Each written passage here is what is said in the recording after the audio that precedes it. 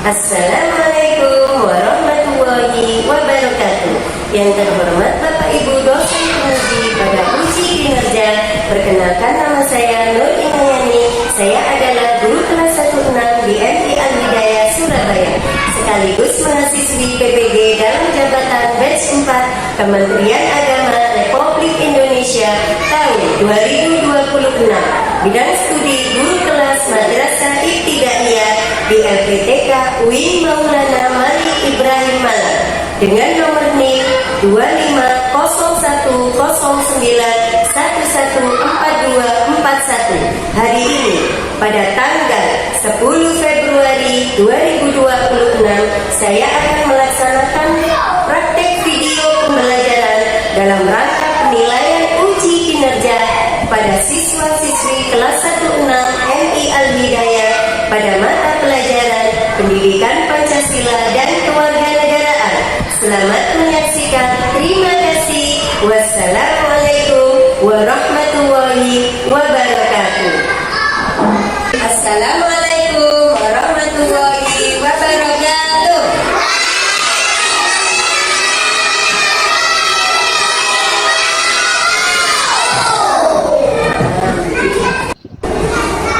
Bagaimana kabar hari ini, anak-anak?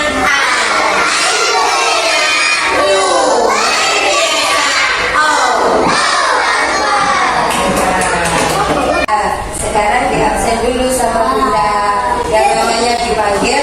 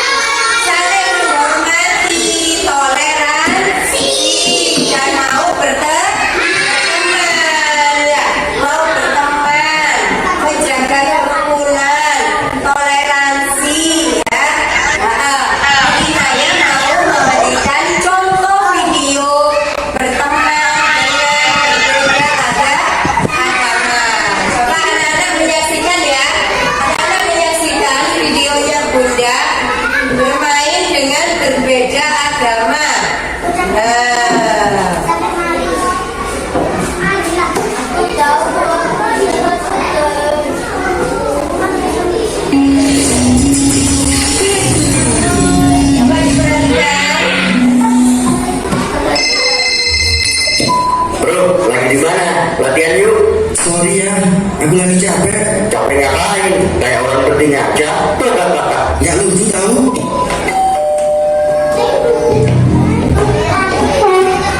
Kenapa kesini? Sorry bro, habisnya kamu langsung tutup telepon sih. Jadi aku nggak enak. Oke deh, sebenarnya aku nggak mau lagi temenan sama kamu. Tapi kenapa? Soalnya kita tidak seagama.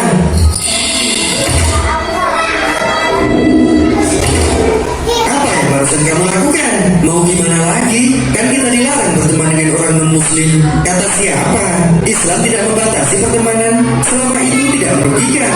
Kan ada hadisnya, janganlah kalian bersahabat kecuali dengan orang yang beriman. Jadi gini ya, di sini dibedakan antara teman dan sahabat. Teman adalah orang yang kadang-kadang dekat dengan kita karena urusan tertentu. Misal teman sekolah, teman kerja, teman bermain dan sebagainya. Oh, maksudnya teman itu kedekatannya terbatas ya? Benar. Jadi kamu boleh berteman dengan orang non-muslim. Sebagaimana firman Allah, Allah tidak melarang kamu untuk berbuat baik dan berlaku adil terhadap orang-orang yang tiada memerangimu karena agama. Lalu bagaimana dengan sahabat? Sahabat adalah teman dekat, orang yang selalu bersama kita dalam urusan apapun, termasuk bisa juga masuk dalam urusan agama. Itu sebabnya tidak boleh sembarangan memilih sahabat, karena sahabat bisa mempengaruhi sikap dan keyakinanmu. Tahu kenapa? Karena seseorang akan mencocoki kebiasaan teman karibnya. Cakap, kecuali jika kamu yakin tidak akan terpengaruh, itu baru diperbolehkan. Atau syukur-syukur kamu yang bisa mempengaruhi kebaikan pada sahabatmu, termasuk jika bersahabat dengan non-muslim. Benar, sebagaimana Rasulullah juga pernah berteman baik dengan seorang Yahudi bernama Mukhairi. Oke, paham. Jadi intinya berteman dengan non-muslim itu boleh, tapi untuk menjadikannya sahabat atau teman dekat, kita harus pastikan iman dan agama kita tetap terjaga ya. Betul. Jadi sekarang gimana? Astagfirullah. Maafin aku ya, aku telah salah paham dengan pertemanan kita. Tidak apa-apa, maafin aku juga ya jika berlebihan. Nah, itu kan, cakap. Sesungguhnya Allah hanya melarang kamu menjadikan mereka sebagai kawanmu, orang-orang yang memerangi kamu dalam urusan agama dan mengusir kamu dari kampung halamanmu dan membantu orang lain untuk mengusirmu. Barang siapa menjadikan mereka sebagai kawan, mereka itulah orang-orang yang zalim. Tujuan pembelajaran hari ini anak-anak yaitu apa?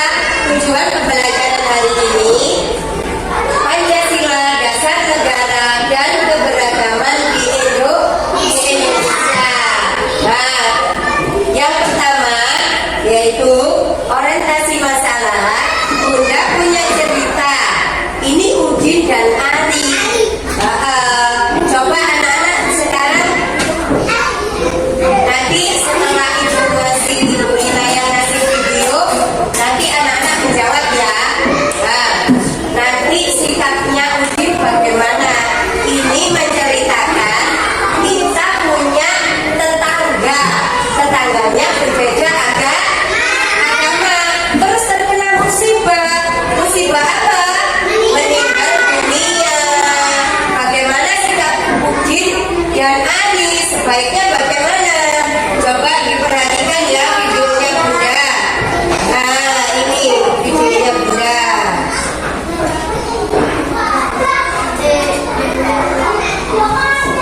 Kita harus menutup pintu gerbang.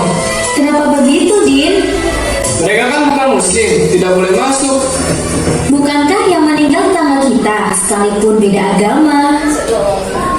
Ini tempat suci, tidak boleh dikotori. Kita tutup pintu gerbang.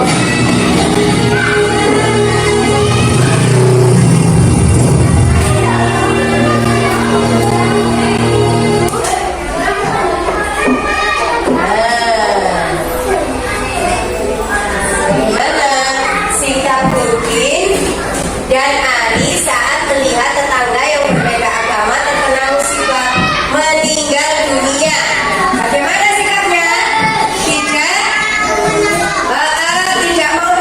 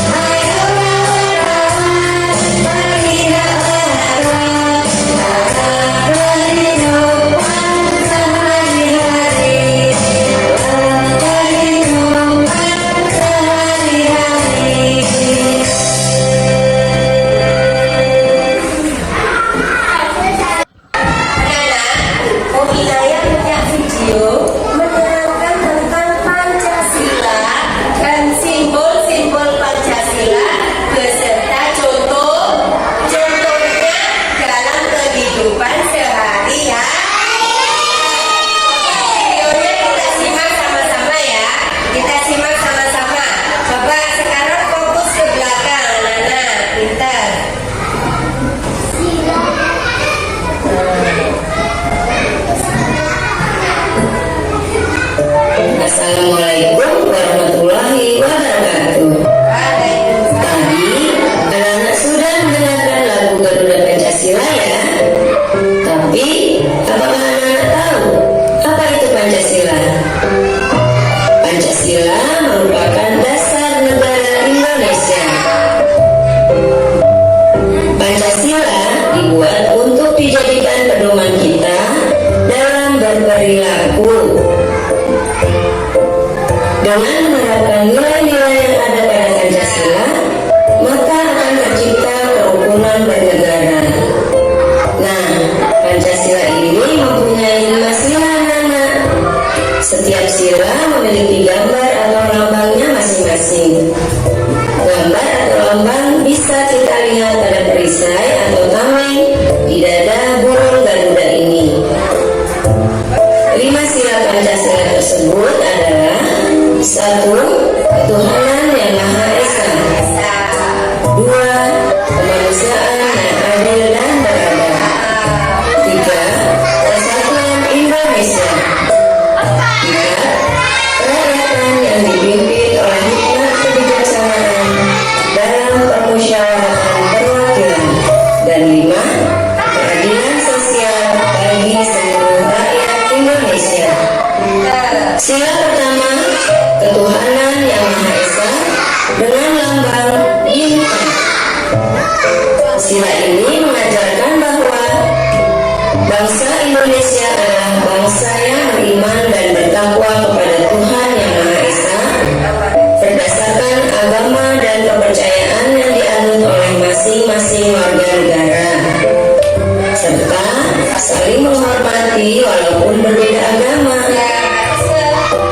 Contoh penerapannya adalah rajin beribadah dan berdoa, tidak mengganggu teman yang sedang beribadah, menghargai perayaan hari besar agama, tidak memaksakan teman untuk mengikuti agama kita. Selanjutnya, sila kedua, kemanusiaan yang adil dan beradab dengan lambang rantai.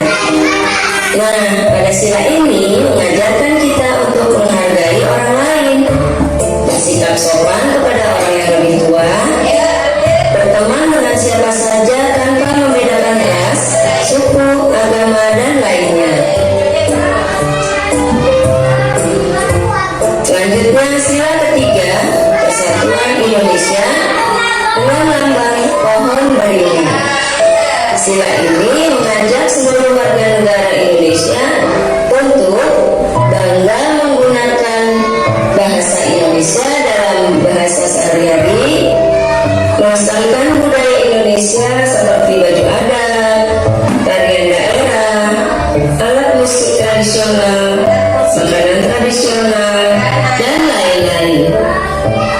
Membantu keluarga, teman, dan saudara yang mengalami kesulitan, serta selalu bergotong royong.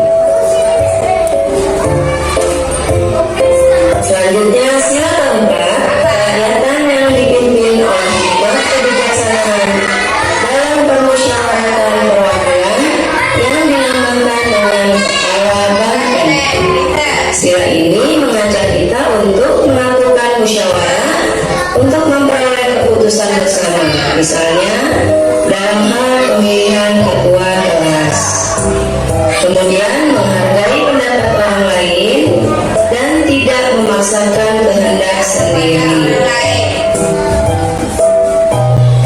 Sila kelima, keadilan sosial bagi seluruh rakyat Indonesia dengan lambang padi dan kapas.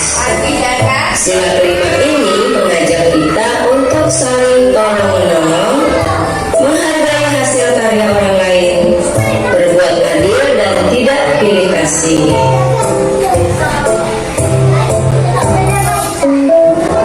Nah, anak-anak, sampai di sini dulu belajar hari ini. Semoga bermanfaat. Anak-anak, pentingnya kita mencerminkan sikap sesuai dengan Pancasila, yaitu saling berbagi dan menolong. Anak-anak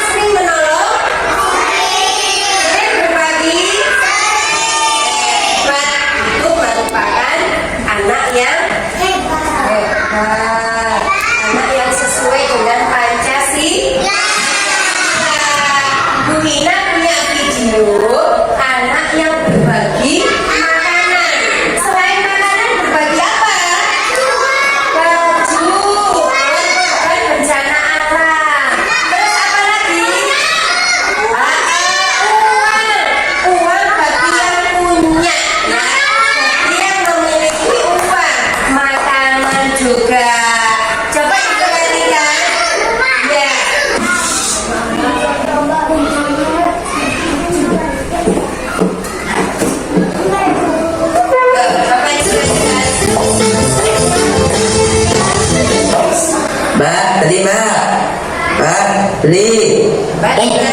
Ti, mau beli apa Ti? Sayur sama tempe ya? Iya Mbak. Oke. Apa aku beli ayam goreng aja ya? Ayam goreng aja sih Mbak, satu. Siap. Tumben-tumben nih. Makasih ya Mbak. Sama-sama. Ye. Makan ayam goreng, makan ayam goreng. Aduh, gimana nih? Bentar lagi buka puasa, tapi aku belum bisa beli makanan. Hari ini gak ada penghasilan. Kasihan banget. Apa aku kasih ayam goreng ini aja ya? Tapi kan aku juga pengen makan ayam goreng. Tapi suka kasihan.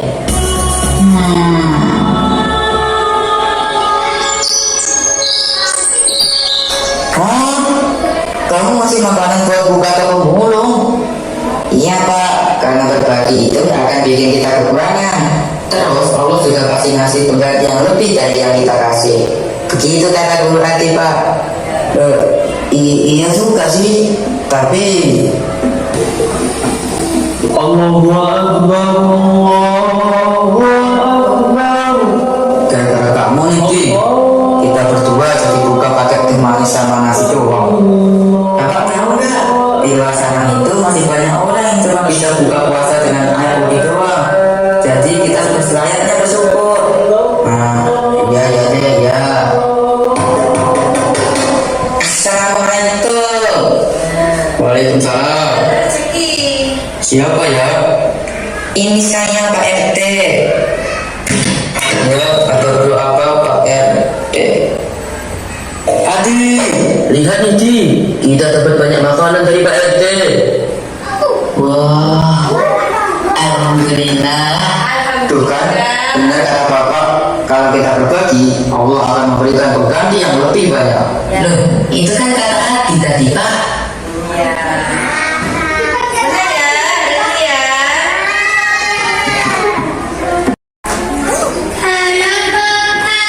Menyebutkan gambar Pancasila dengan cara mencetak jawabannya adalah gambar burung Garuda.